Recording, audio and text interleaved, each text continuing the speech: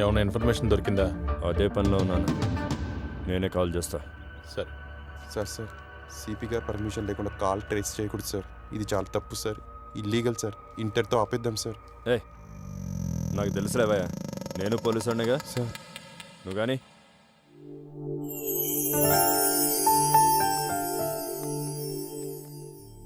మీ అమ్మాయి మేజరు, వాడు మేజరే. ఇలాంటి టైంలో ఎటువంటి స్టెప్ తీసుకున్నా మొత్తం కేసు అంతా మీకు రివర్స్ అయిపోద్ది. తమ్ముడు రండి. ఎలా ఉన్నావు? బాగున్నాను. ఎలా ఉన్నావు? పెళ్లి ఏర్పాట్లు బాగా జరుగుతున్నాయి. ఏ ప్రాబ్లం లేదు కదా? లేదన్నా. ఓకే ఇరగదీసావా నీ దెబ్బకి ఆ రామదాస్ వాడు బెదిరిపోయాడు. తమ్ముడు, ఎప్పుడైతే నువ్వు రామదాసుని కొట్టావో నైట్కు నైట్ పెద్ద స్టార్ అయిపోయావు తమ్ముడు. బిజవాడలో రాత్రి కూడా నా దగ్గరకు వచ్చి, ఏవండి లారా గారిని నన్ను కలుపుతారా, ఒక ఫైనాన్స్ మ్యాటర్ ఉంది, అది సెటిల్ చేసుకోవాలన్నాడు. నువ్వు ఎస్సంటే ఆ సెటిల్మెంట్ కి నిన్ను వాడిని కలుపుతా. నీకేమన్నా ప్రాబ్లం ఉంటే లాయర్ గారు నేను చూసుకుంటాం. సెటిల్మెంట్ అంటే ఏంటన్నా? ఏముంది, ఎవరికి నచ్చే న్యాయం వాడు చేసుకోవాలి. అలా కాదయ్యా తమ్ముడు, మాస్ అర్థమయ్యేలా చెప్పాలి. ఇప్పుడు నీ ఫ్రెండ్ ఉన్నాడు, నువ్వేం చేశావు? నా పెళ్లి చేయాలి, నేను రామదాస్ గారి కూతురు లవ్ చేశారంటే ఏం చేశావు? రామదాస్ గారు నిన్ను ఎట్టా బెదిరించినా, నిన్ను జైల్లో పెట్టినా ఏం చేశావు? రామదాస్ గారి బొక్కలు తీసి ఆడి కూతురు తీసుకొచ్చి వీడికిచ్చి పెళ్లి చేశావు. దాన్ని ఏమంటారు? సెటిల్మెంట్. అంటే నీ ఫ్రెండ్ లైఫ్ ని సెటిల్ చేస్తున్నావు. నీకు తెలుసా సెటిల్మెంట్ కి ఎంత వాల్యూ ఉందో? ఒక మంత్రి ఏమైనా ప్రాబ్లం వస్తే లీగల్ గా వెళ్ళడు, ఏమయ్యా లారాకి చెప్పి సెటిల్ చేయవయ్యా నా విషయం అంటాడు. డిఎస్పీ గారికి ఏమైనా ప్రాబ్లం వచ్చిందనుకో, ఏమయ్యా లాయర్ గారు కొంచెం లారాకి చెప్పి ఆ కొంచెం సెటిల్ చేయమంటాడు. అంత డిమాండ్ ఉందయ్యా. ఇప్పుడు బజార్కో పోలీస్ స్టేషన్ ఉన్నట్టుగా బజార్కి నీలాంటి వాడు ఒకడు సెటిల్మెంట్ ఉండబట్టే దేశం కళకళకళలాడుతుంది. ఇదిగో ఒకడు ఉన్నాడు కదా, సెటిల్మెంట్ చేయండి అని అడిగాడు, వాడి పిలువు. వాడి విషయం నువ్వు సెటిల్ చేసావనుకో, వాడి గుంపు కూడా మనతో జాయిన్ అయిపోతుంది. మనం పెద్దవాళ్ళం అయిపోతాం. నువ్వు సిటీలో టాప్ డాన్ అయిపోతావు.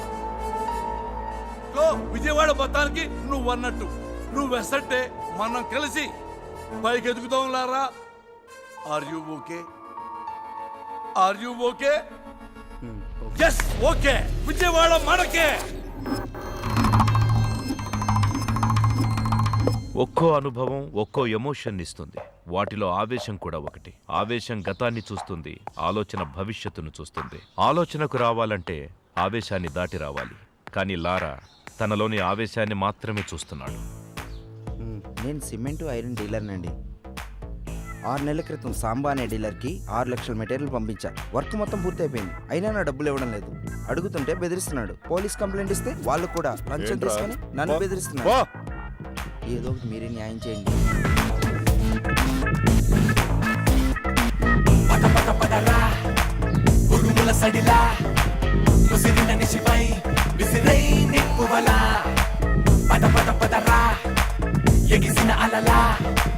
ఎవరెదురైనా ఉరికై ఉప్పెనలా.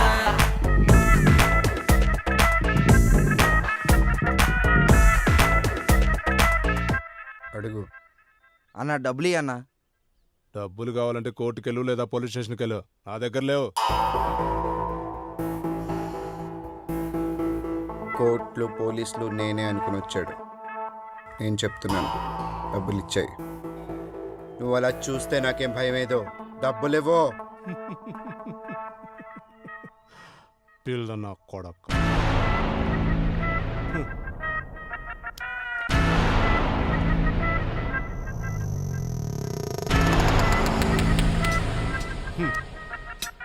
నలుగురిని అంటేసుకొని తిరిగే ప్రతోడు రౌడీయే.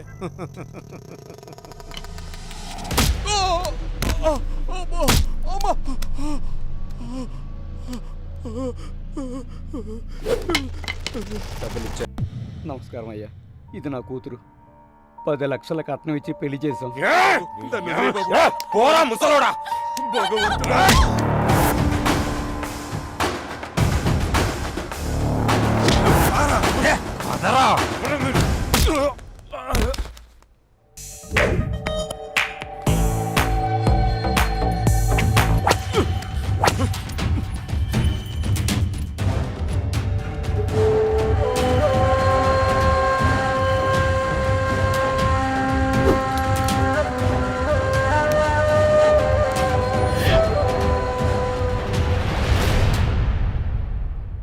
ఏరా రే సైలెంట్ గా ఉండి జాబ్ కొట్టేసావురా. అరే అరే అరే ఇట్రారా ఇట్రారా నాకు కొడక మంచి జాబ్ కొట్టేసావు కదా రే టచ్ చేయరా నువ్వు టచ్ చేయి వాడిని వదిలేస్తుంటే రోజు రోజుకి ఎక్కువ చేస్తున్నావు రా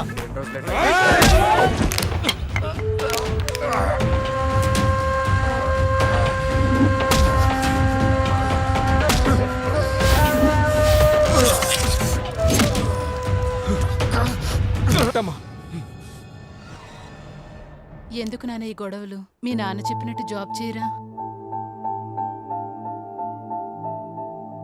తమ్ముడు మా నాడు పేరు రాధాకృష్ణ, పడవటి లాక్కిలో ఉంటాడు. టింబర్ డిపో ఉంది. ఆర్థిక ఇబ్బందులు. ఉమామహేశ్వరరావు అనేవాడి దగ్గర దాన్ని 5 లక్షలకి తాకట్టు పెట్టాడు. ఇప్పుడు అప్పు తీర్చడానికి వెళ్ళాడు. 5 లక్షలు ఇవ్వబోయాడు. 5 పక్క సున్నా పెట్టి దాన్ని 50 లక్షలు చేసి నువ్వు ఇప్పుడు 50 లక్షలు ఇస్తే తప్ప నీకు డిపో ఇవ్వనంటున్నాడు.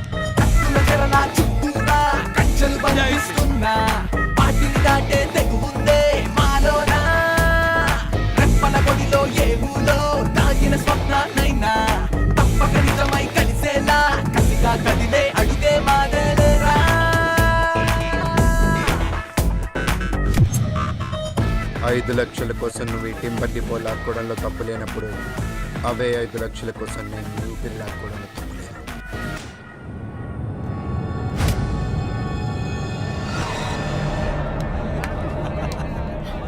మాడి సినిమా 100 రోజులు ఆడుతుంది. అందం కాసేవాడు ఎవడో కాయొచ్చు. రవి నేనే బండి ఎక్కను. లారా పూర్ణ నువ్వు ఎక్కించుకోరా.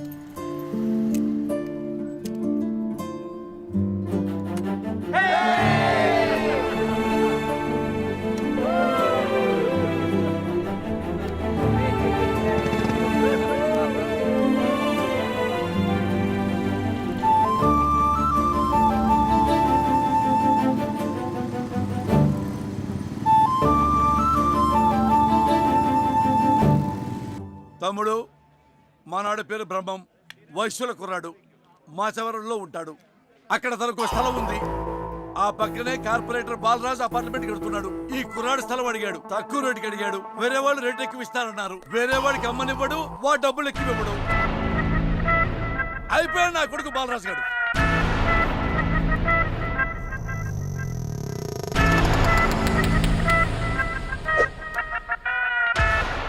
అన్నా వాడు నువ్వున్నావని తప్పు చేస్తున్నాడా లేదా నీ కోసం తప్పు చేస్తున్నాడో నాకు తెలీదు, కానీ వాడు చేస్తుంది తప్పు తప్పు తప్పు. నాకు న్యాయమే కావాలి. నేను తప్పు చేస్తే నేను జనం మధ్యకు వెళ్ళి ఓట్లు అడగాలి కదా. నాకు న్యాయమే కావాలి తమ్ముడు.